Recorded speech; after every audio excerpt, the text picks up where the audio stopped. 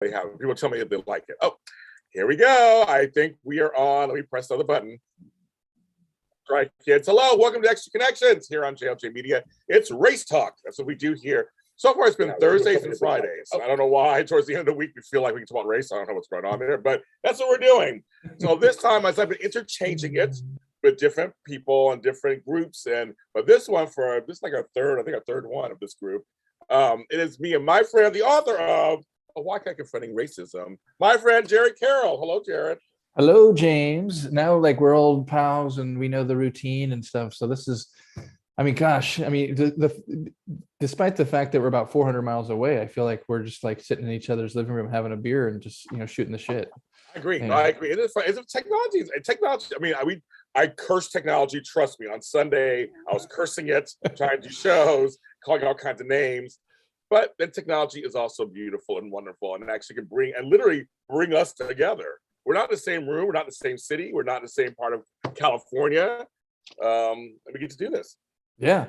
And I just painted I didn't paint them, but I had the walls painted, and it looks like we're kind of matching too. So I know. It's like, wait a minute. What's going on here? I think you're trying to single white male me. That's what's happening here. That's right. What's going on. That's right. Single white male, black mailing. I don't know. The words or something happened over there. Hello, you guys coming in the chat room. Come on in. The water is fine.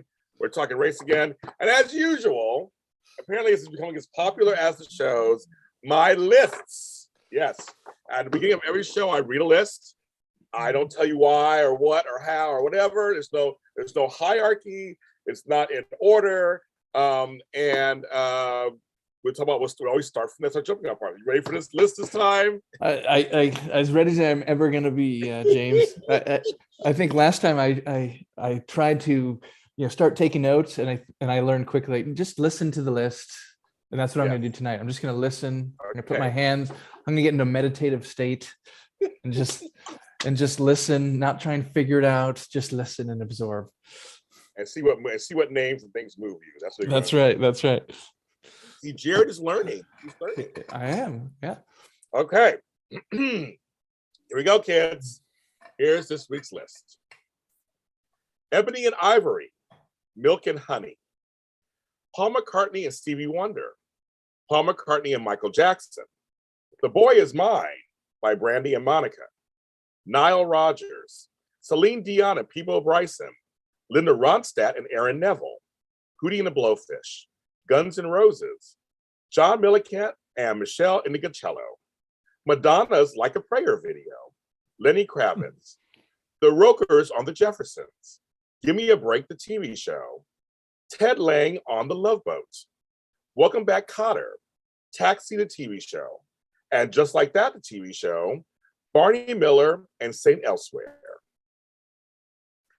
Alf, LA Law, Chicago Hope, The Haves and Have-Nots TV show, Scandal, the TV show, President George Bush and First Lady Michelle Obama, Michael Strahan and Sarah Haynes, Made in America, the movie, Independence Day, Men in Black, Whoopi Goldberg and Ted Danson, Whoopi Goldberg in the movie The Associate, David Bowie and Iman, Rick Rubin and Russell Simmons, Billy Joel and Ray Charles, Aretha Franklin and George Michael, Aretha Franklin and Elton John and Millie Jackson, Tina Marie and Rick James, Michael McDonald and Patti LaBelle, David Bowie and Tina Turner, State of Shock by Mick Jagger and the Jacksons, Philip Bailey and Phil Collins, I Feel Love by Donna Summer and Jojo Moroder, Aerosmith and Run DMC, Blondie and Fab Five Freddy, Martha Stewart and Snoop Dogg, Eminem and Dr. Dre, Eminem and Rihanna, Pharrell, Magic Johnson and Larry Bird, Bryant Gumbel, I Want Candy by Bow Wow Wow, Gene Wilder, Richard Pryor, The New Adventures of Old Christine, Coffee with Cream, Neapolitan Ice Cream, Heidi Klum and Seal, Nana Cherry, Bjork, Howard Cosell and Muhammad Ali, Arsenio Hall and President Bill Clinton, Lenithia Nene Leakes and Kim Sosiak Bierman, James Lott Jr. and Jared Karol, Sly and the Family Stone, Prince and the Revolution, Neil Young and Rick James, The Help, The Long Kiss Goodnight movie, In the Heat of the Night, Guess Who's Coming to Dinner, Cleopatra, Avenue Q, All Saints, The Saturdays, The Spice Girls, Sugar Babes, Girls Aloud, O-Town, Cypress Hill, and the City of Inglewood. That's our list tonight. You chuckled on a few of them, said oh on a few of them. What are you thinking, my friend? Well, I think, the most impressed or most flattered I was to be mentioned on the list, and especially alongside you. I wasn't familiar with all the references because I'm not a huge TV historical or contemporary, but most of them I was familiar with, and there was definitely a black-white theme going on, but not only. And it seems some in harmony, and then maybe others, maybe not so much. But those are the themes that I picked up on. And that's what they were. Friendships, collaborations, relationships between races is always very interesting to me. Literally, we had to talk on another show. I would not be here, literally, if somebody in my family get to somebody in my family, I wouldn't be here for interracial relationships. I would not literally be here physically. But I think friendships, relationships, work relationships are very interesting. And over the years, there have been some very successful pairings and very successful friendships. And some of these were mentioned on here. There were shows that featured Black and white together in various configurations to some degree of success, some dated, some whimsical, we'll say that, whimsical. A show like Alf, there was an allegory in there clearly about who he was in terms of kind of what that means and fitting into a place he's not a normal person. There were shows that brought race together in a way that actually really worked. I mentioned Shonda Land before. She's somebody, Shonda Rhimes, always, all her shows from Scandal, Station 19, Grey's Anatomy, have had diverse cast the whole time. I never forget watching Kerry Washington and Tony Goldwyn. He played the president, she was the fixer, and they were actually kissing on a primetime show. And it was like, what's going on here? Like black and white, it's working, and it really worked. I mean, it really worked to popular demand. I start off with Ebony and Ivory, song we all know, of course. If you were around the last 40 years, 50 years, you know that song. Milk and Honey turns to a reference from John Lennon and Yoko Ono. That was an album of theirs. And they were mixed race. And they also fought for rights. We're going to talk about the Asian white situation and what that means. And that's why I included some people in here who are instrumental in either working successfully with white people or mixing the two. Madonna's Like a Prayer video. I brought that up because that showed a Black Jesus and she had crosses burning. It was a whole big thing in the 80s for her to do that. That was not done before.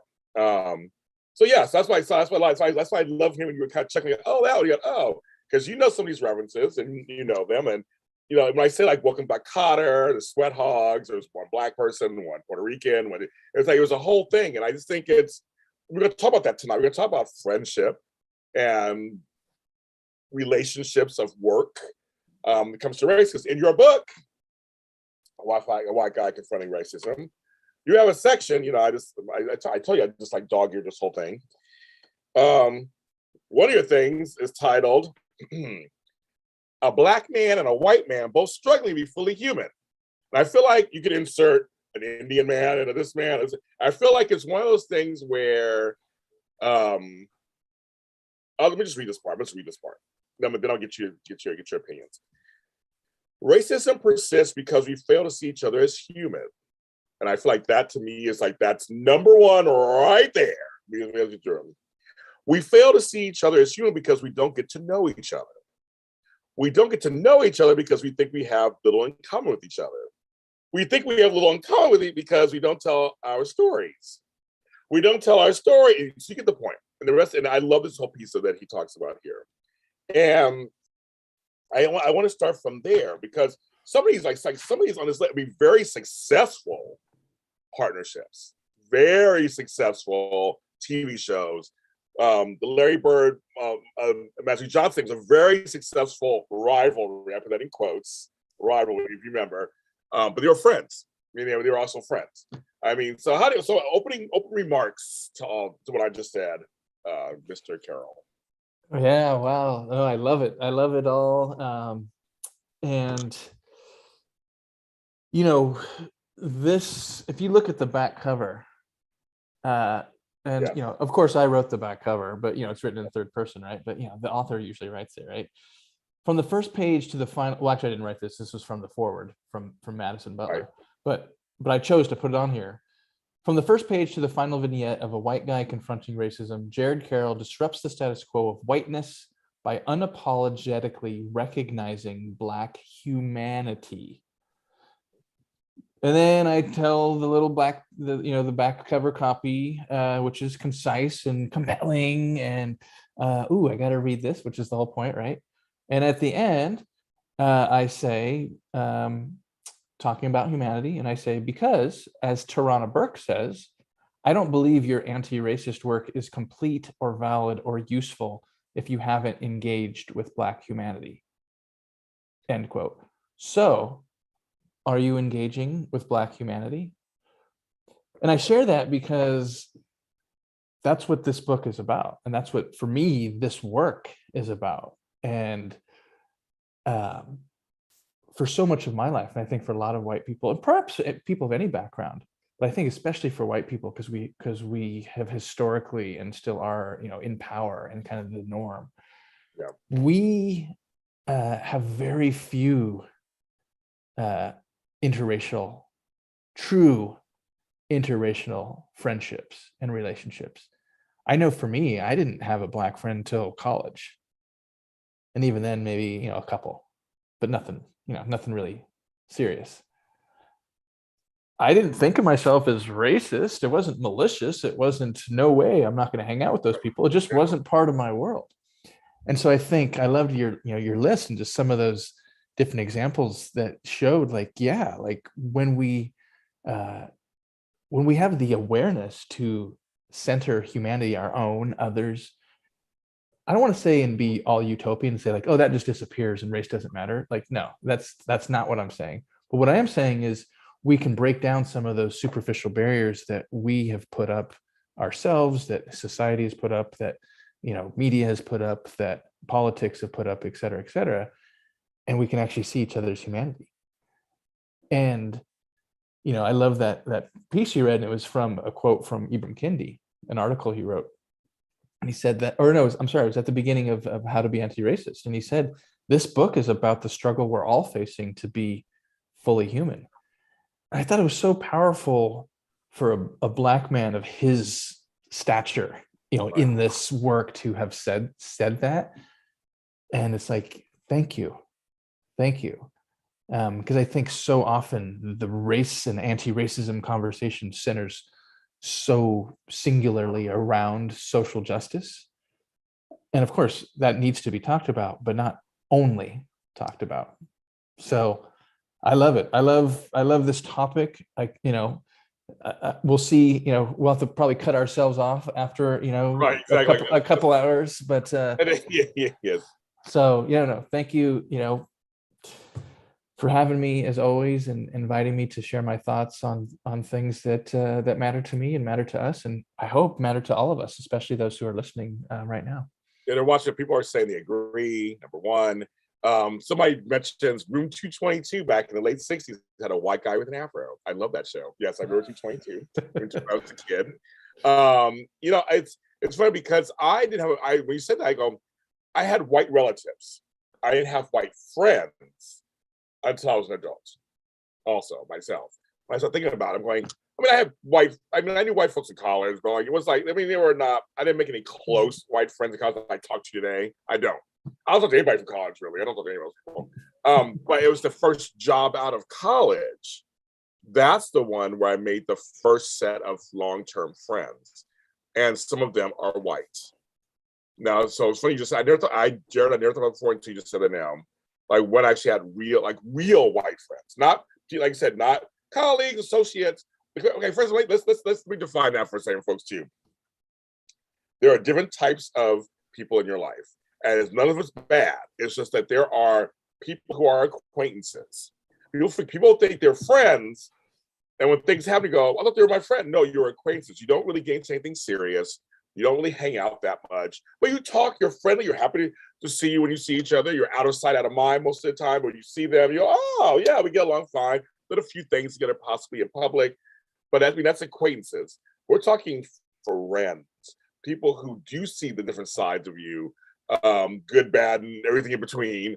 The ones that are there for you when you need. I mean, there's certain types of friendships there too. Also, there are emotional friendships, and then there are physical friendships. I mean, there's all kinds of stuff. But I'm talking about these are the ones that I think Jared and I are talking about, where I actually think about them. We actually have things in common. We really actually do things together, whatever it is, and I can feel us growing closer as human beings. Right? That's the friendships we're talking about, right, Jared? Absolutely. And I mean, I'm so glad that this is the topic for tonight, because it's so relevant to why I wrote the book and how it came about, and very personal to me. So in the opening section of the book, the very first story I tell, this story of my ex best friend, and we'll talk about that, why he's an ex. On a guy's trip to Bend, Oregon. If you haven't been to Bend, Oregon, anyone, it's about 138% white. Yes. I think the latest demographic might be 140, somewhere around there. It's a lot of white. It's a lot of white. It's a lot of whiteness. Yeah. So anyway, I tell the story. People can read it, and maybe we read an excerpt a little bit later. But this was in 2015, and so by this time, 2015, we'd been best friends for 32 years. And in 2015, probably for the last 10 years at that point, at least 10, 12 years, we had gotten into all kinds of just stupid shit arguments about race and racism. Yeah. And it would always devolve so quickly. We'd get into some petty argument about, like, was Dave Chappelle funny, or was he racist, or both, or this, or, he's a drummer in a band, so he'd be playing. He'd say, I finally met a black guy who didn't have a chip on his shoulder. And I'm like, okay, can we talk about why that's problematic? Oh, fuck you. And it would devolve, like, all these things. And then in 2015, we were sitting in we met these guys from Eastern Oregon. And I said I was from Oakland. And they're like, Oakland? A lot of black people live in Oakland. And he kind of went into this racist observations. And then I shared with my friend, like, hey, like, what do you think? And it's like, dude, sometimes I think you live in Oakland just so you can talk about black people. Oh. I'm like, all right. So that was the beginning of the end for me, because what I started to realize over the next probably 3 years, 2016, 17, 18, was that, wait a second, we've been arguing, all these arguments we have about race are kind of like political. They're based on these kind of political or social things. But then I started to realize, wait a second, the reason they bother me so much and why it's not okay is because this is personal to me. Like, when you say stuff, his name's Matt, I think we could share that. When you say up to you. When you say stuff like that, it's not just a political opinion. It's not like, oh, critical race theory is wrong. Okay, like, we can argue that and, whatever. But you're actually saying things that, how am I supposed to countenance that with my black friends who actually are my friends? Maybe not as close as you or as long as you, as we've been friends. But so you're saying that, and you're not even recognizing that that's impacting me and my other friendships, people you don't know. So that's when it started to shift for me. And, a couple years later, something similar. And we ended up, we haven't talked for 3+ years now. And does it suck? Yeah. Was it hard? Yes, but not really. It was kind of like, you know what? So it was like my own awakening. I've been doing this work for 20+ years, but it was like, have I really been doing it centering humanity and centering people and friendships and relationships? And I think yes, to an extent, but it was like I had to have almost like lose a friendship to realize that this is why I'm doing this work. So I'm not really that broken up over it. Well, it's really funny. I've lost a long-term friendship. They dropped me for whatever reasons. But it's really funny when it comes to friendships.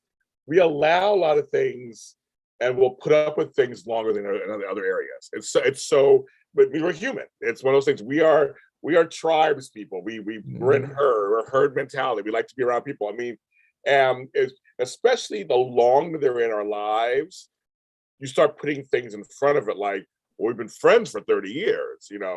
We have these experiences together, and we have all this stuff. And it's like friendships can change, and you change. Hopefully, we're all changing all the time. Hopefully, evolving into something better than last year, last month, last 10 years ago. And I'm finding that, and as I get older, I need people in my life who align with similar ways of mine. Not exactly like me. That's what I'm saying. But like, just when you start talking bull duty, I can't have it. And whatever that bull duty is, I can't do it. Yeah. But and for everybody's bull duty, it's something different. Like you have your thing. For him to say to you, like, you just live locally, so you can say you can do social justice. That to me, that's racist. First of all, that's completely hurtful to you. Saying that you're not being authentic. What he's saying is you're not being authentic. He's attacking your character, going, you're not being authentic. You're just living there. You're phony. You're just living there just so you can say, I got street cred, not even Oakland. But then you're dissing Oakland on some level too, because Oakland's not just Black. That's the perception. There are rich areas of Oakland, folks. Trust me, I've seen them. I've been in the houses on the hills. I've been around Lake Merritt. It's not cheap to live there. You know what I mean? There's parts of Oakland that, so he's attacking you. That's why I felt personally. He's attacking you. Yeah. Well, you know what I realized, and I think, people listening will resonate with this, whether you've had or lost friendships based on race or racism but anyone who's had a friend, which I hope is everyone, I think this will resonate. What I realized is that I no longer trusted him for some of the very reasons that you just kind of brought up. Like, wait a second, if you're going to stoop that low to, as you said, attack my character, attack my reason for being, without any interest or willingness to have a discussion about it, I'm fine, like, disagreeing with people. Right. But part of the reason why it ended, a large part, was almost, yes, it was his views, and yes, it were the things he said and thought and continued to think and say, but it was more what you were pointing out, that he was unwilling or uninterested to engage in discussions with me. Yeah. And so he was still seeing it on this political, like, oh, you're liberal and I'm more conservative, or whatever labels we want to give ourselves. And I was in that for 12, 15 years. Oh, yeah, but then I moved into like, wait a second, no, like, we're not seeing each other like true friends are, like true friends would, with respect, with curiosity, with curiosity, with looking to find some some alignment, some crossover of interests. It was just like, you think that's bad, I think this, I'm good, shut the fuck up. It's like, you don't treat friends like that. You don't. Whatever the topic is, right? You don't treat friends like that. And so, that trip to Bend and a couple of examples later that finally ended it was like, you know what? I value trust over loyalty. We've been friends for 35 years at the time when we ended it, right? That's pretty loyal. Like, to have a friend for 35 years, loyal. But it's like, you know what? That's not enough anymore. What we did when we were 10 and 17 and 25 and 33, like, those were cool, great memories. He was the best man in my wedding, like that, great memories, but it's not sustainable if the here and now is so antagonistic. And that was what I just like, you know what? Nah, if you'd be willing to kind of have these discussions with me and share some vulnerable opinions and experiences, okay, we can talk, but no, not interested. And because I understood who I am and what I believed in, it was kind of an easy decision. Yeah. Well, yeah, that's the thing. When you grow and change, you know, you can drop things off the tree. It's fine. I mean, that's a bad orange, bad apple, bad lemon for you. You're not going to eat it. It's like it's too sour. It's too this. It's too whatever. It seems like it makes sense. You can prune the tree easier. It's easier than staring and going, I don't want to touch any of these branches because I don't want anything to happen. It's like, no, snip, snip, snip. I'm snipping all the time, Jared, all the time. Yeah. Especially in this business. My daughter has a white girlfriend she's been knowing for over 20 years. Very good. Yes. I mean, as I say, it can, like I said, it can work.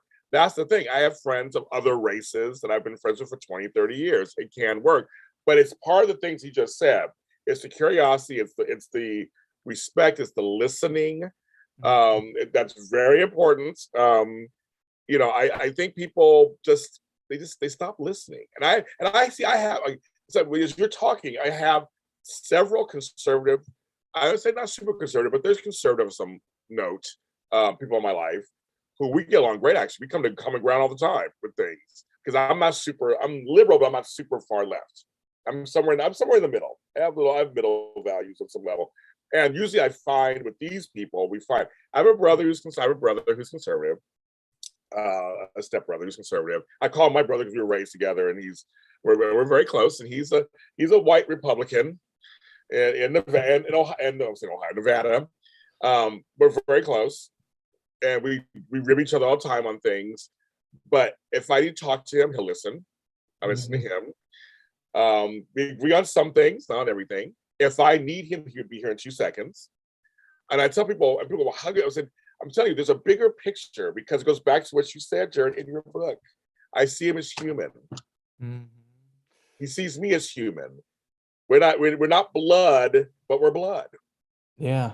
I mean, well, it's interesting. I mean, you just brought up a few things that I don't know that I had fully explored in this relationship or this now ended relationship that are really interesting.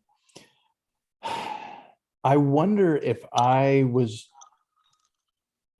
vulnerable enough times to, not that I owed him this, but to help him understand why this mattered to me so much, that it wasn't just my politics, although of course politics were part of it, but it wasn't just my politics. And again, not that I would owe that to him, or that if he didn't understand that these things, respect and integrity and curiosity, shouldn't be there anyway. But it's like, okay, did I give him a chance enough to really understand what this work and the views and the perspectives and opinions that I have, why they were so important to me? Well, see, Jared, when you say that, my life coaching hat comes on. My first thing comes out. You probably know already because you're a coach too. You might know already. My first thing goes, number one, you can't make anybody believe anything or know anything. That's number one. Number two, I'm sure you were always being yourself on some level. He was just not interested in getting to know the deeper sides. I'm sure he understood how important it was to you. He just didn't care. Those are my first thoughts as a coach. Well, thank you for the free coaching session. Exactly. That'll be $100 though. But that's that's a question for you too to chat about. I'll ask that question in a second. I just want to get this point to him first. I feel like you're. I don't know you that long. I'm just speculating. I feel like you're similar to me, where we do share ourselves with the people we work close to. And if he's somebody who is as close to you as your best man in a wedding, that means you were close. So he saw things that other friendships may not see. He just chose not to be, as you always say, curious. Mm-hmm. I'll bring it back to you in your book. I'll throw your own words in your face. I think for you, you didn't do anything wrong. There's nothing for you to do. It's like either you'd be curious to know. He knew what he was saying to you when he said it. Yeah. No, thank you for that shift, because I was trying to, just like, okay, let me just explore. Always like, I don't need to be right, Um, No, but wait, that is okay. There's two things in the chat room. People are talking. You got to get the. You got I, people I talking. want to see it. I can't see it, but I want to hear it. Yeah, read it to Okay. me. So Leo Leopardess, she joins us every week. Hello, Leo Leopardess. She's black. She says, "Have you ever thought about reaching out to him, Jared? It sounds like you missed that friendship." That's a great question. Thank you for that question, for challenging me to think of that. Yeah, right. I have thought about it all the time, actually, but not in a like it keeps me up Right, at night, right, but because I'm actually, it's more about being curious about, what he's thinking and than about genuinely wanting to kind of repair the friendship or rekindle the friendship. I'm frankly not interested in that. I wouldn't say I never would be. Who knows? Things change, whatever, circumstances change, yeah. et cetera, context change. But I am curious. Yeah. Just as you point out, like, and I say in the book, like, for me, anti-racism, so much of it is about being curious about the lives of other people. I'm curious about, but I also know that I've always been curious about him and these things, and it hasn't worked, which is why it ended. So it's like, it's this catch-22 or this kind of chicken or egg thing. Like, it's not going to work. So yeah, I think about it, but I don't really stress over it or worry about it or even really contemplate too deeply. Interestingly, probably about 3 months ago, maybe 4 months ago now, it was back in the fall. I got a random email from him, and just in the subject lines just said hi. Like, okay. And I was like, what's this going to be? But I opened up and it was like, hey, I heard you wrote a book. I think it was right when my book came out. It was like, a couple, maybe right around Thanksgiving, I think it was. And, just want you to know, it was this kind of pseudo treatise kind of language. And I read it. I'm like, okay, all right. Nah, not interested. So it was this kind of attempt, but not like a genuine, hey, I'd really like to. It was kind of like this little bait, this line in the water, You call it breadcrumbing. He's just breadcrumbing. Yeah, breadcrumbing. It's like, it seemed genuine-ish, and it was the tone was, respectful and but it's like, I got too much going on to step back into this mess right now. So yeah, actually, I hadn't thought of that until just now when we brought it up. Well, the thing is, and people out there watching, I always say this: where any relationship, whether it's love, well, it's all love, but whether it's marriage, partnership, friendship, colleague, workship, I'll make some words up, why not? I have degrees, I swear. They're on my wall right here. You can't see them. But I feel like the length they are, it may take just almost as long. They always say it takes almost long to fully get over them. I mean, these people are in your lives for a long time, and probably in ways you don't even realize they're in your life. So to have them extricated out, it does take some time over time. So it doesn't mean you won't think about them, but I like what you're saying. It doesn't mean you want them back in full time. You want them back in. Let's just go back to what we're doing. Sometimes you can't go back, folks. I've tried. You really can't. And sometimes you can. I have one friendship, 12 years we didn't talk. We had a really good talk, and we're actually better than ever. But I think it was also, we got older. There was a time in our lives. Last time we talked in our 30s. Now we're in our 50s. Like I said, there's a lot of factors. But I think it's okay for Jared to kind of go, yeah, the situation with the other day just made me think of him. Maybe I'm just curious, or just thinking, wow, I'm doing this work right now that it's like, I'm thinking about him at the moment. Yeah, and you bring up a good point. I think that last statement. I think if I were to try to re-enter a relationship with him at this moment, I'm busy doing the work. Here we are talking about the book, and I'm facilitating, and I'm coaching, and I'm speaking, and I'm working full time at this job and training, and all these things. I don't have the mental bandwidth to kind of bring that back into my life. But maybe in 3 years, 5 years. And by the way, I'm not suggesting that I control that. Like I just flip a No, switch and go, hey, you ready to talk right, again? He may right. be like, dude, screw you. I'm not interested, which is totally Yeah, fine.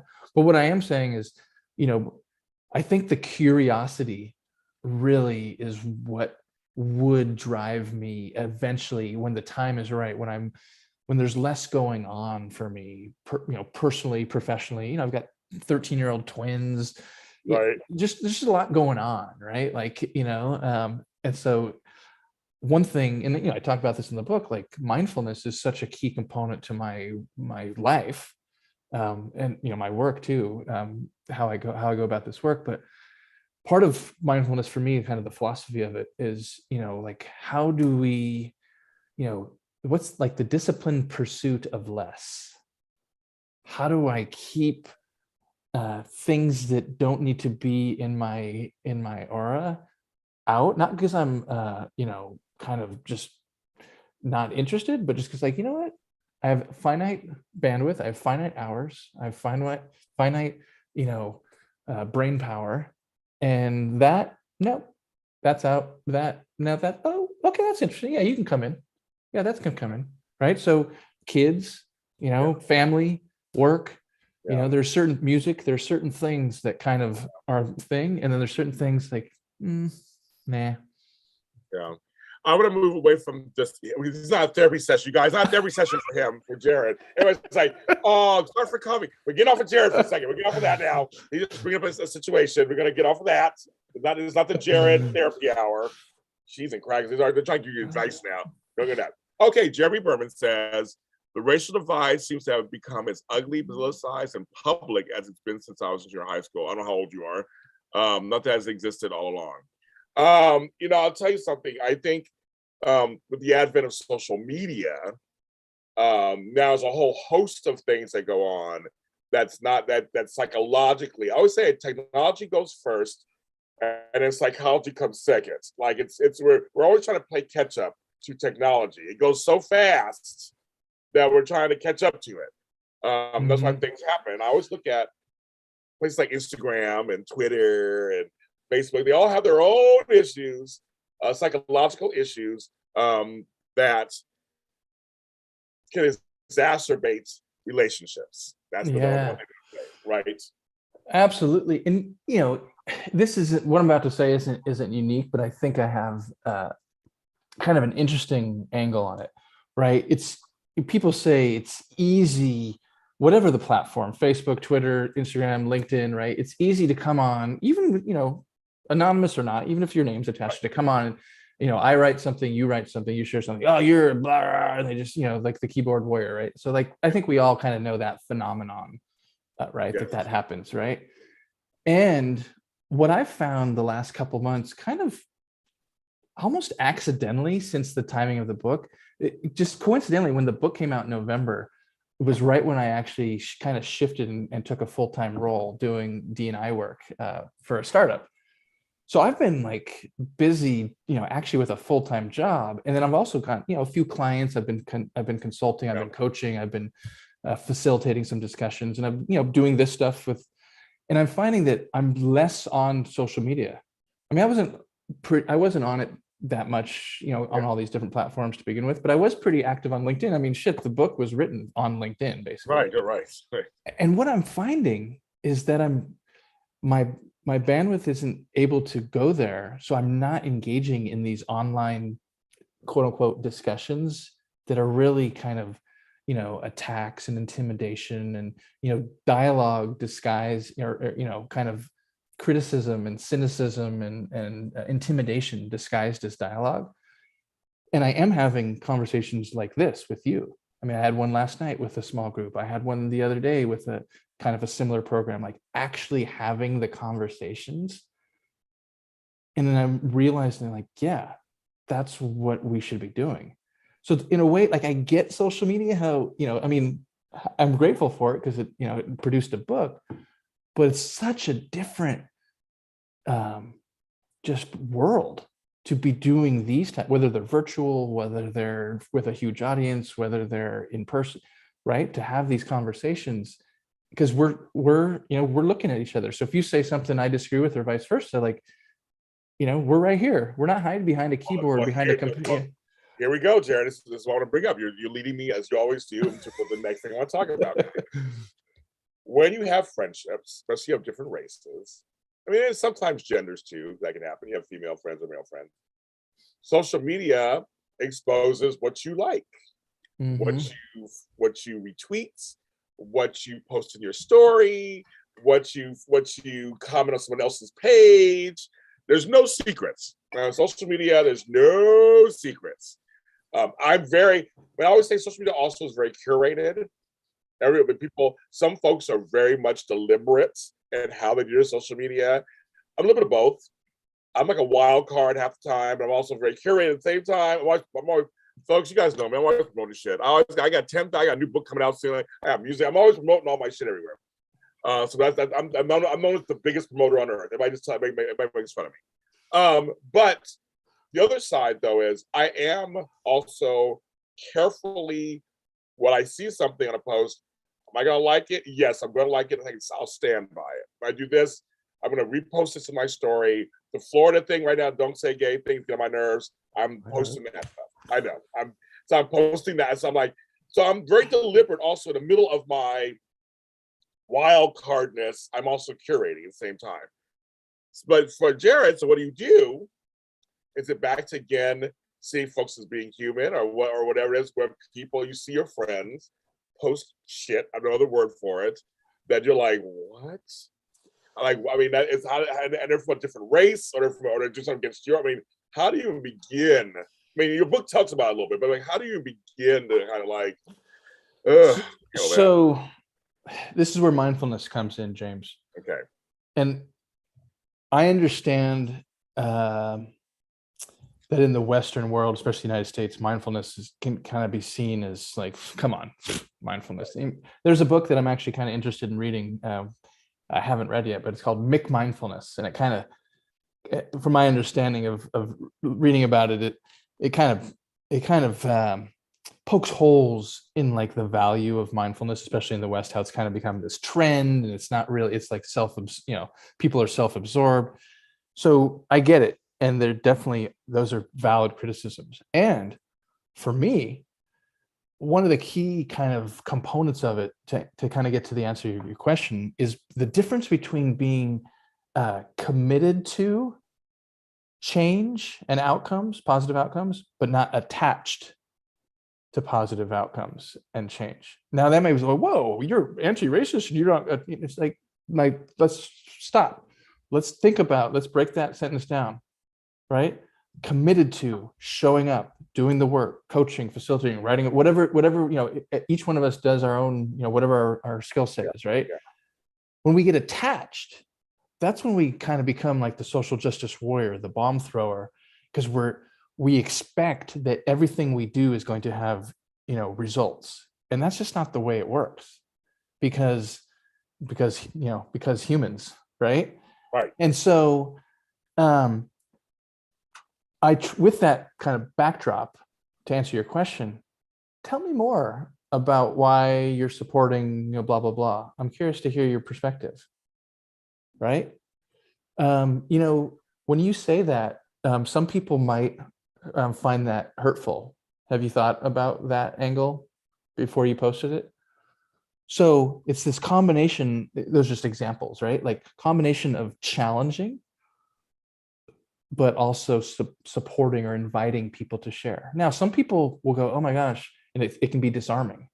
Now, other people are just going to double down and say, fuck you, don't come with me. What he's telling you folks is, those are coaching things. You learn exactly. Yeah, learning coaching.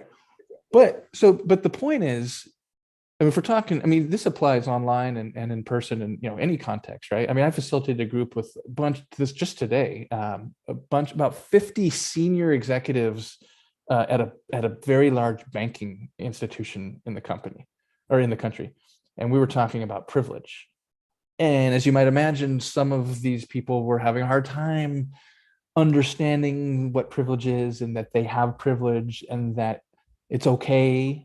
It's not an accusation. It's not a label. It's just a thing that is. So we were kind of unpacking this, and it'd be easy for me to say like, look, folks, shut the fuck up. And you're white, you're rich, you have privilege. But is that going to change them? Are they going to? No.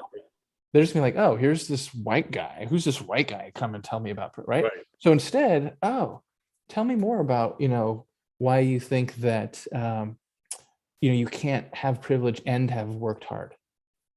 And then they share their story, No, okay. right? And so you give people an opportunity to this goes back to the humanity. When I say humanity, yes, I'm talking about Black humanity, but I'm also talking about all of humanity. Yeah. Yeah. And so even the people who we disagree with, even the people who we we know are are perpetuating the systems of inequity, we have to have humanity, and we have to lead with curiosity if we're really interested in change. Now, I know each context and each relationship is different, but that's generally my philosophy, and I found it to be sustainable for me personally to stay in the work, but also to model. I mean, people comment all the time on me like, wow, like you really handled that troll pretty, like, how do you do it? It's like, because I don't take it personally. Right. Someone comes on and trolls me, like they're not interested in me. They're interested in being a troll and sharing their view. So I could go there and devolve into that, that spiral down the toilet, or I could say, oh, tell me more about why you think that. And sometimes they respond, other times they don't, but okay, then it ends and you move on with your life and you keep doing the work. So that's what I'm talking about, being invested in, but not attached to outcomes. Chat room, you guys are good therapy for me. Someone says, thank you. These are words from Jared Karol's book. If more people practice mindfulness, there would be less racism. If people learn how to sit still for 30 minutes or 20 minutes or 10 minutes or 5 minutes or 1 minute, focusing on their breath. If more people realize they don't actually have strong opinions on all the things they think they have strong opinions about. If more people intentionally cultivated an inner state of calmness and, there's a word I can't even say. Equanimity. Equanimity, thank you. Again, I am smart, folks, I swear. Also, I like if people responded instead of reacted. If people were self-actualized, inherently valued, and practiced empathy and compassion. If people were not attached to desires and emotions and political identities and circumstances and their ego and the status quo.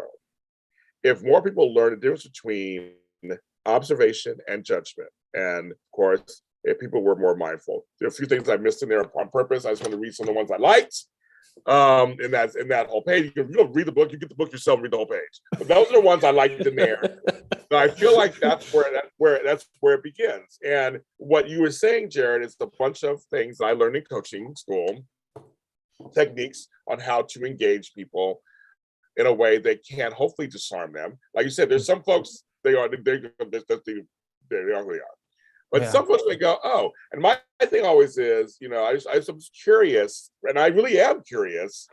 So you post this anti-Black thing that you're talking about, but you claim I'm your close friend or your cousin. I have white relatives, or your cousin, and you say you love me. I'm always curious, how do you think it makes you feel when I read that? Yeah. Or do you not think, or do you just not think about that? Where you feel strong about this over me being a relative or friend of yours. And sometimes I've gotten really good reactions, and sometimes it was just like, I'm gonna do what I want. You can't tell me what to do. And that goes back to that ego thing you're talking about, being stuck on ego. I'm not hearing, and going back to your friendship and going back to all stuff, not really listening to what I'm saying. Yeah. You just don't care. You're blocking it out at this point. Yeah. I mean, there's an investment, a commitment, and an attachment to these views. Yeah. And I mean, I have 13-year-old twins. So, I mean, anyone who's either has or has had, teenagers, and I'm just at the beginning here, so it's only going to get. Yes, you are. It's way to go. We got a way to go. I've got 5 more years, but and I remember it. I remember being 12, 13, 14, middle school, where like you're not able to hear, especially from an adult, a parent, right? Especially the more subtle ways of discussion and human behavior and possibilities of, hey, have you maybe thought about trying this instead of it? Right? There's this commitment to to being 13. right? And I think, some of us don't outgrow that. You know, Now we might, developmentally kind of, but kind of behaviorally, we're 21 and 31 and 40 and 50, and we're still kind of behaving like, don't tell me what to do. And oh gosh, I didn't think that, my cousin is a black man, and I just posted something about, like, but don't tell me what to do, instead of going, oh shit, right? yeah, that's right. Gosh, James might think differently about this. Okay, I care about James. James, you want to chat? I'm sorry, or like something. And so some people have that EQ, but a lot of people don't or won't have The it. thing is, if you believe in your subject, but have a discussion with me about it. I can almost respect that more than when you don't. Exactly. My sister's in the chat room, so hello, sis. She's in the chat room. She said so good. Yes. His twins are 13. You mentioned earlier, you missed these 13. So I was saying that for me, I'm getting to the point where my patience is running thin on what I'm seeing in the world, not on friendships, but what I'm seeing in the world. When I hear a new headline, when I hear Ryan Coogler was, famous Oscar-nominated director, is being let out in handcuffs in a bank just because they said they thought something. I'm done. I'm done. I'm over it. I am tired of it. I am so over it in terms of hearing about it. Now, when it comes to discussion, I'm always open to discussions. Mm-hmm. There's a difference. There's a difference. I could be angry and tired and over it, but always open to if I post something, it's on purpose. So if you see it and it triggers something or it makes you feel a certain way, let's talk about it. I'm very open.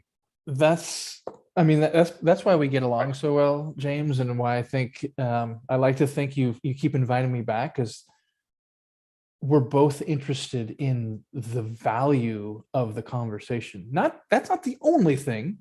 No. I don't want to say like let's talk about it forever and not actually kind of, but I think the value of having the conversation for you, for me, for us, for everyone who's listening, right? That's valuable, and it just continues to inform our behaviors, our decision making. Oh yeah, okay. I was listening to James and Jared talk the other night, and they were talking. There's gonna be something. I don't know what it is, but right. Everyone listening is gonna have some little, nuanced takeaway, some little kind of tweak to how they go about things. Like, oh, that's why when I talked to my cousin, Jimmy, he never. Oh, because right, there's gonna be something. And so, this book was meant to start a conversation. Right. I say it very clearly throughout. Like, I'm not an expert. Nope, he says that. I know. He does say that in his book. I know a lot. I've done my work. I wouldn't say studied, but I've read and I feel informed enough to write about this topic with confidence and competence. But really, I'm, and I say in the intro, like, as you've done, dog ear, flag, like underline, like the parts that. Oh, folks, yeah, I've done all kinds of stuff. The parts you don't understand, the parts that make you angry, the parts that, like, reflect on it.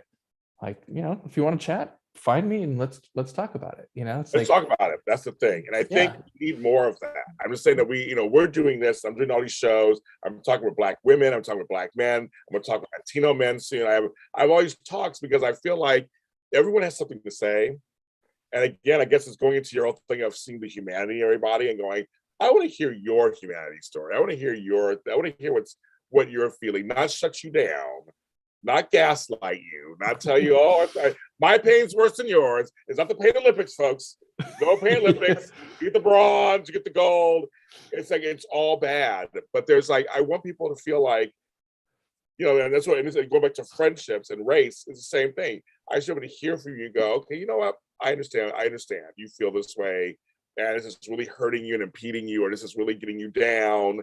That's the humanity, that's the compassion part. It's like, okay, you're not a true friend. You can't at least have compassion with somebody. Just go, oh, get over yourself. It's not that bad. You got a job. And like, no, it's like, for some people and for some of us, they call it generational trauma. They call all these words, all these fancy words, whatever. To me, it's really simple. When I see things happening to Black men on TV, or see things happening to the LGBTQI plus community, when I see things happening to Latino men, when I see things happening to men my age, whatever, when I see things that I can relate to, it bothers me. And it affects me in many different ways. And I feel a certain way about it. And then I go into the world myself as a big giant black man with a fro and a hair, and I walk out there and I can't be missed. And I've had my own experiences, from good, bad to ugly, out there as myself. And from the society, from friendships, from family. So it's this thing. It's like the friendship should be, okay, I want to hear your experience, James. I want to let you have the floor. And I want to show compassion and kind of go, okay, I understand what you're going on. Now it's your turn. You tell me what you're feeling. And if you're feeling like Black folks are getting too much or whatever, I want to hear about it. I want to hear what you have to say. I want to hear about it. So maybe we can break it down. And maybe I can change your mind on some level. Maybe not. Maybe we can come to some kind of common ground. Maybe not. But when you stop talking and when you don't say nothing and you hide in your corners, I think what's always the cream rises to the top. All day, something's going to happen. The pot's going to boil over. I mean, something's going to happen, right? Yeah, it's going to happen eventually. Can't go forever like that. Can I read a piece Yes. here? It's the intro to it's the first paragraph of, sorry, I thought I knew exactly where it was, but it's okay. Somebody with a bass in their car just drove by my house and shook my whole house. I'm like I know I live in the hood, but okay, not right now. I'm trying to do a show. Jesus. So this is for those following along at home, page 105. I see it. Here we go. The first paragraph of a longer essay that introduces this idea of confronting racism with conviction, like actually having the conviction to do something, to be in this work. So it starts, she said, I think diversity is fine, but we can't have too much diversity. And then she and the rest of the teachers in that staff meeting sat around in that third grade classroom in those two small chairs in awkward silence as her words hung in the air like a fog, the implicit racism of her sentiment dripping down out of the clouds of white supremacy that we all would have seen had any of us bothered to look up. The clouds we would have recognized as permanent, perpetually darkening our skies and our classrooms and our workplaces and institutions and communities and cities and politics and our psyches and relationships and our everything. But no one looked up.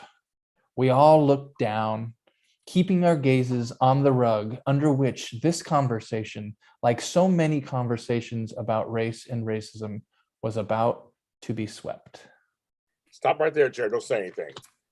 Somebody in chat room says something that totally goes with that. Jeremy says, hate crimes are up the past few years. It's very disappointing and disheartening. I'm actually going to disagree with you, Jeremy. I'm actually going to mix the two together. I'll mix what Jared just read and what you just said. I'm going to mix it together, folks. Give me a second. Follow along. I think because we're all our gazes, we're head down, looking at the rugs, walking by, as he says, and we just said in a paragraph, hate crimes have always been there. And hate crimes probably happen more than reported. We talk about the hate crimes that are reported. I don't think they're up. I just think that now we have technology and we have conversation that we're talking about it now openly. I think in many communities, this is not news to us. Police brutality, it was never news, not to Black folks, not to Hispanic folks, not to folks in communities of low-income communities. It wasn't news to us. But it seemed like it was big news, right? Just like it was big news that they're doing this here and there. Now, no, it's always been going on. The Rodney King thing that happened in 40 years ago, 30 years ago, 30 years ago, that's 92. Isn't that crazy? That was going on anyway. It got caught on the camera. It got caught. That, excuse my language, shit has been happening in the 80s, it was happening in the 70s, definitely in the 60s. This stuff was going on. So I don't know, and not to say, Jeremy, and maybe in your experience, maybe, but I feel like it's not more. I think it's always been happening, but now we have avenues to actually show it, like literally show it. But two, the last few years, the conversation has gone international now. I mean, certain cases, we can name the names, certain cases really brought it out. But for a lot of us who live in certain communities, It's always been going on. It just was never documented. It's like saying there's more people, more domestic abuse. No, women have been being beat for years. I have a lot of people in my family who were beat by their husbands, and no one talked about it because that's not what they did. You took it and you just kept on moving. But now the change has happened where women feel more empowered to get out of them now and actually have more. There's places. I mean, you have to remember, folks, there were laws in place. I remember my mother telling me she couldn't get a credit card on her own in the 70s without her husband. That was the 70s, Jared. You couldn't get your own credit card in certain places without a man, without a man's name. It's ridiculous. That was only 40 years ago. So I'm just saying, folks, I think what you just read, those people said, the people agree, it's very deep what you read. This is what he wrote. This is what he wrote. It's in his book. But I think it's a mixture of both. I think it's always. I've had police problems since I was a teenager. Now it's the 80s, and my last police issue was a few years ago. So it's always been going on in my life. So I just think now it's the spotlight is on. NWA came out and said Straight Outta Compton, and that was news to the outside, not to me, but the rest of the world who was not from that area. When rap started, they were talking about the streets of New York. It's about the Bronx and the crack, and the 80s they had some tough stuff back in the 80s. That again, the communities knew about it, but now the at large knows about it. I think that's the difference, and that's what I kind of want. So it was kind of funny. He typed that in there as you read that paragraph. Like it's kind of like we have our heads in the sand. We don't look up. We weren't looking up. Well, we don't look up because we don't care about each other's humanity. There you go. People who are different than us. And that sounds harsh, and it is harsh. It's true. And it's true. And so what I'm trying to do, and I think you're trying to do, James, and what I'm inviting and challenging people to do is like start thinking about humanity, about your own, about everyone's. One thing I've learned over the years, this is going to sound weird, but I trust you and I trust this space to say it. And this isn't like a mantra or anything, but it's just something I think about sometimes. When I can dislike a Black man, I feel like I've gotten to a place where I understand humanity. I don't know what you mean. Yeah. Because, I think when we're early on, especially as white folks, we come in and like, oh, well, all Black people are great. And it's like, no, not all Black people are great. That's not what this is about. Just like not all white people are great, right? No. And so when I can get into disagreements and arguments and actually, criticize a person of color, not that's what I'm trying to do. It's kind of coming out wrong, but I think I'm trying to be vulnerable and share this in a way like that. For me, it's like, okay, I can do that with confidence because it becomes about the individual conversation we're having, not about, you and because you're a Black man. And I think that's been a kind of just I don't know, like this kind of awareness the last maybe 5 to 7 years, like, okay, I feel comfortable enough in myself and in my understanding of what's going on in the world and my cultural fluency, my racial fluency, to recognize when individuals perhaps need to be disagreed with. Well, the thing is, here's what it is. Here's what, and thanks for sharing that. This is what I feel about that. I feel like it's one of those things where you are seeing the person's race, but you're not judging them by the race. And I think that's very important. And once you get past that point where you go, see another Black person do the same thing. I always think Black people, like there's things that we recognize that folks will say to us from our behavior. The angry Black man, he's just being angry again because he's an angry Black man. Like there are things that we get that it's not just that. I'm allowed to be angry sometimes. I happen to be Black. You know what I mean? I can be angry sometimes. Like it's okay. I can be, oh, this is a sassy Black girl. Well, some Black girls are sassy and need to be sometimes. But it's not the stereotype that white folks are putting on us. So I should just say it's actually you're past that point of that to the point of actually going, no, you are just an angry Black man. Yeah. Really is really angry all the time. Like I see it, you're just angry all the time. Like I go, yeah, you're right. I am angry all the time. Like it's I kind of like I have friends who are always angry. I have friends who are upset I mean, literally every conversation, they're mad about something. And that's all races. And I'm like, so but I see what you're saying, but once you get past the point of like where you go, they're just being like those Mexicans are always so loud, like you're not being no, the motherfucker's loud. He's Yeah. loud. He talk loud, he laugh loud. That's like me basically. Then he just loud. I guess I know what you mean by getting to that point of getting past Yeah. the actual barrier of race. Yeah, and not that I'm, looking for, No. where are the black people I can dislike or disagree with. It's like, but Right. yeah, and I point that out because I think, especially for white folks early on in the journey, it's like this, you know, we've been woken up, whether it was George Floyd's murder or whatever, Right. we've kind of woken up and we're like, oh my gosh, like I've been so whatever, backwards or ignorant or whatever, and I don't want to be that anymore. So it's like it's almost like the Buddha, like he was a prince in the castle, right? And he'd never seen suffering, and then he goes out one day and he sees suffering. Like, what is that? It's like, well, that's an old man. He's going to die in a few days. Oh my gosh! And so then what does he do? He goes and he meditates and he sits under a tree and he eats nothing but bird shit for 6 years, and and it's like, and then he's like, wait a second, this isn't how it works. And he comes back to the middle and he finds the middle path of equanimity and like balance and stuff. And I think a lot of folks, especially white folks early on in their journey, are kind of in that like that far, whether it's anger and bomb throwing, or whether it's just like everyone's perfect and this is great, and It's a little much. it's like no, neither one of those is good. Come back a little bit, but you can't come back until you've kind of really fully experienced that, right? And then it can't be something I tell people or you tell people. It's got to be something we experience on our own and go, oh yeah, this direction I'm gonna go down, it's a little too much this. I need to come back here. So I can. I've had Jared. I've had white folks who suddenly were awakened. Let's say that who are going to tell me how to be black. Yeah. And I was like, I'm very earnest, and I'm like, good for you. You learned some new words and you learned some culture.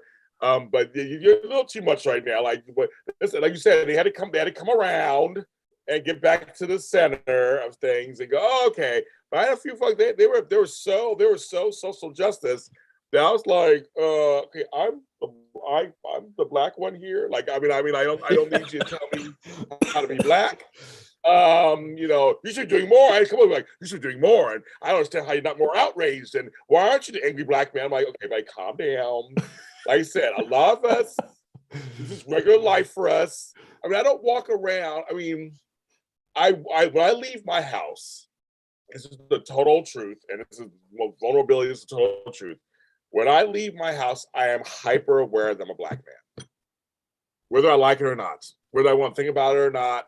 As soon as I leave my door, I set my alarm. I do the door. I go out my gate. No matter which direction I'm going, no matter where I'm going in the world, I'm hyper aware I'm a black man. That's just how our culture is and how it's been. I love that day. I would love for that day when that wouldn't happen anymore. We could just kind of I used to be a man walking the streets. Right now, it's not there yet. It just isn't. And I'm really aware of that. And I know, like for women, whether no matter what they leave. I have male privilege. For women, they leave the house. They are women. There are certain things they just can't do because they are women. They're not allowed to because they are women. And so it's one of those things. I just get it. I think we just all get that. Become awakened. Start doing the work. But let's let's temper that a little bit. Like it's just like you find your way. You'll find your way in there. But just don't be super preachy and go way overboard where you're dressing, like you said, like we talked about last time, wearing the braids, all that stuff. Like you don't do all that. You can be an ally and have fun and enjoy the stuff, but you don't do all that at all. We're not asking for that. Trust me. And I think but for me, I just know that when I leave the world, when I'm out in the world, I'm aware of this thing that's been put on me that I can't take off. Yeah. I just can't. And there literally are laws out there that are trying to affect change in othered peoples. I don't say minority anymore. I left that word. That word is out of my vocabulary. We're not minor. So I say we're othered, and there's a lot of other communities right now. I mentioned Don't Say Gay bill in Florida that are being attacked. And for some reason, race, sexual orientation, gender identity are these buzzwords that people are just making problems out of nothing. Is I don't know any preschoolers learning about sexuality. I just don't think I'm like that's just I don't know anybody who's I don't know about I don't see it anywhere. But that's all the show, of course. But I'm saying those things, but race is part of that too. They're afraid of race in schools. They're afraid of we're going to teach critical race theory to 6-year-olds. Like that doesn't happen. Like that's not happening. That's not a problem. It's not happening. We don't need laws to prevent that. I mean, like it just drives me crazy, Jared Karol. It drives me crazy. Well, two things. So thank you for sharing both vulnerably and kind of ranty, and I like it. I think we all need to kind of go on a little rant. One thing, if I ever try to tell you how to be a black man, I expect you from what LA to Oakland is what a 6-7 hour drive. Yes. I expect to be woken up 7 hours from the time we hang up in my bed and be slapped around and dragged out into the street. So I just want to give you that, that permission. Yeah, thank you. I will take that. You heard it first here, right? You heard it, right? All of a sudden you see a camera. I'm like, hey, wait, what's going on? What's going on? Who's this angry black man waking me up in my exactly. Yeah. And the second thing is, when we're for white folks or straight folks or men or whoever's been, or all three, right? Like me, right? When we're used to privilege, equity feels like oppression, right? So that's what the Don't Say Gay bill is about. That's what the critical race theory is about. That's what all this shit is. Mm-hmm. Kind of like what you were talking when I read that piece and the person said, it's like, there's just more awareness about it. There's more people like us having these conversations, writing books, passing laws, more progressive, politicians and stuff, and really trying to. So then, as there always is and always has been in history, whenever there's a little bit of progress, a little bit of momentum, it's not just a one-way street of, slightly ascending utopia, right? Right. It's like, oh my gosh, they're talking about this. But what can we do to maintain the status quo? I'm sorry, Jared. They're all laughing at our slapping thing right now. They're all laughing. Okay, good. Good. As they should be. That was comic relief. Yes. But you know what I'm saying? So if I'm, what's the guy's name? DeSantos? Yeah. I don't know the guy, but I mean, right? What is so threatening? So of course it's masked as and disguised as we're protecting the children and all this stuff. But really it's about, wait a second, there's gay marriage, what's going to be next? Right. So it's this protecting and this is ironically maybe where the humanity comes in. People, whoever we are, our number one fear is feeling irrelevant. Yes. Oh yeah. Right. So if I'm a straight white man in power, like the last 400 plus years, right? Yes. And it's going to continue for a while too. Yeah. I'm worried that those people, those others, as you say, are going to take that power away from me. It might be tomorrow, might be next year, might be in 10 years. I don't know, but I got to watch out. So don't say gay. Yep. Don't say gay, right? Critical race theory. Can't do that, right? Right. So let's burn some books. I mean, my thing, sorry to cut you, but my thing is just that it's most of the kids I know this generation don't give a shit. My grandkids grew up with friends who had same-sex parents. It's no big deal, folks. Literally, it's no big deal. Like, it's no big deal. And sexuality was never really talked about. I mean, it was like, what do your parents do in the bedroom? Like, no one's talking about it. It's like Peyton has 2 moms and so has 2 dads, and it's like it's where their grandfather is this or their grandmother is that. Like, no one cares. Like, this generation, it seems like maybe our generation would maybe they've cared. But I feel like these generations after us, it's not the kids. Yeah, it's not the kids. I mean, I've shared this with you, and it's in the book, and I think it's probably yes, definitely. I mean, I was born in 1973 in June, and I believe it was September of 73 when the APA depathologized homosexuality. Yes. So my father was a gay man oh, well, why did he marry a woman and have a kid? Why the fuck do you think he married a woman and had Right, a kid? exactly. Thank you. Because, Exactly. so I wouldn't even exist Ugh. if we lived in an equitable world. And Isn't so, that crazy? Isn't that crazy? right. So here we are, 73, you can do the math. I'll be 49 in June, right? Like, and so Old man, old man. I am an old man. Not as old as you though, James, I think. No, you're not. I'm older than you are, kids. I'm older than he is. That's why I said it to him. I'm older than he is. Yes. But you know what I'm saying? It's like, but it goes back to kind of like your example earlier of like, oh, I'm going to post anti-black. Oh, sorry, no, not you, James, but just all those other Right. black people. Right, exactly. So if I go to Governor DeSantis and I say, hey, just so you know what you're doing, and I'm sure hundreds, thousands, hopefully of people, parents in Florida and other places There've been some protests already. Have been protesting. Have been, is he going to be listening? Probably not enough to do anything. No. But No. it's like the othering is not only just kind of like mean, it's actually harmful, and it's like, I mean, I don't even know what to say. Yeah, about that's all the story. So we got people. Okay, I'm afraid for my grandson who's 21. I totally understand. I'm June 9th, Jared. That's what I said. June 8th. June 9th. Yes, I'm May 10th. I'm coming up first. Mother's Day. No, it's and we're gonna start wrapping this up because we can talk again. We can talk forever. This is already been an hour and a half. Forever. But no, I mean, and way back again, folks. So we do this again.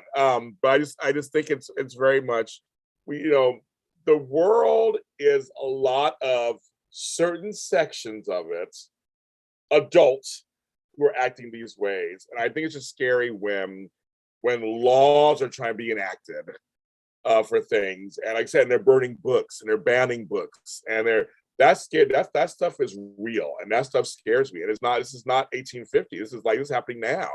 They're reverting in certain areas back, and it just and I want to touch on something Jared just said that's very important out there, and why I do these shows, why I dedicate my life to this.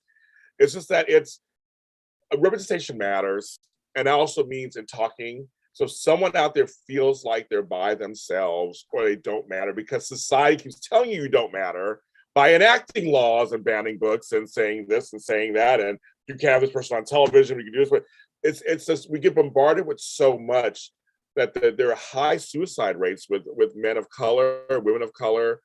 People are killing people, trans women or Black children especially are getting killed at alarming rates. It's like there's so much going at us, telling us how we do not belong, how we should not be here, how we should not have special rights, meaning regular rights, that is detrimental to people's health. It really is mental health, physical health. It's warping how we started this whole conversation about humanity. The humanity is getting warped somehow and being left out somehow.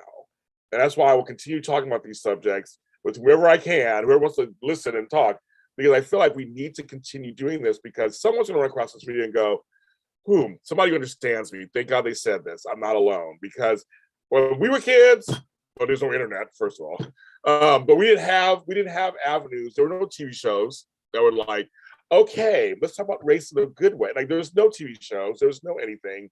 We had to. Now we have the means now, and and what he's doing in his book, White Guy Confronting Racism, you get it everywhere. And what I'm doing with these shows, we're trying to affect positive change in this direction of humanity, basically. Right, Jared? I mean, well said, James. I think anything I would add to that would be redundant. So, Jared Karol, thanks for being on.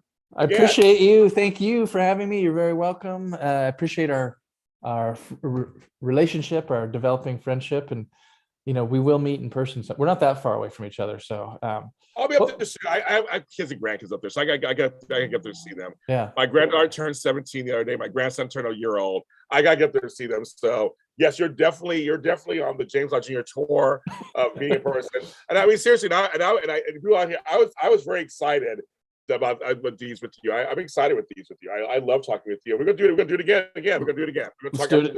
Let's keep doing it. All right, cool. I'm down for it. So tell folks again where they can find your book. So White Guy Confronting Racism, you can go to whiteguyconfrontingracism.com, and it'll give a little synopsis of the book. and links to a bunch of different places. Of course, Amazon and Barnes and Noble and the usual places, but also I link about 4 different Black-owned bookstores, because that's really important, right? I am doing racism, making, I earn a little money from this. Not that like I'm retiring off book sales, but I want to support, Black folks doing the work and Black businesses. And yeah, that's probably where I would direct people. You can also catch me at LinkedIn, is where I'm most active on social media. Although not lately. I've been kind of You taking. have been lately. Where's Jared? I've been taking a little hiatus. It's kind of nice, actually, to be totally candid. And then also jaredkarol.com, kind of learn more about me and my work consulting. You're allowed to take coaching. breaks. Yeah. You take a break. You're It's- allowed. You do all this work, it drains you. Take a break. It does. So yeah, always a pleasure, James. And thank you for the opportunity to sit in conversation with you. Everybody in chat room, thanks for being in the chat, of course. Everybody's like, good conversation. Thank you, Gemini's in the house, all that stuff. Yes, all you guys. I'm a Taurus, so sorry. But everybody's like, no, this is great. No, thank you guys for coming in here, because yes, this is also, someone asked if the book on audio yet. It's not. I need to look into that. We should work on that. Well, it's a whole process that I'm very interested in, but I just haven't had the bandwidth to really explore it fully. So, but yeah, Maybe one day. Someday. Yeah. Someday. So yes, but you get back. And you follow me. We're all James Lott Jr.'s. All right, James Lott Jr. Also new platforms. And Extra Connections is my show. Yeah, he's coming back. He's coming back. We're gonna work on a date again after we get off of here. And like, come back, Jared. He's coming back. We have more. The race talk doesn't end. It continues. It goes. There's all kinds of mini subjects under the umbrella of race talk. Unfortunately, have to worry about that. And I'm saying that with tongue in cheek, being funny, but seriously, we got plenty to talk about. And everybody, Extra Connections is on Facebook, Connection Show. We're on every audio streaming service platform. We're on my YouTube channel, JLJ Media. It is Black owned. It's me, and one of the few Black men has his own online network. I'm one of the few. So check me out. Me and Byron Allen, we're working it out. Check us out, and check him out too, actually. But anyway, we'll see you guys next time. And like he said before, try to find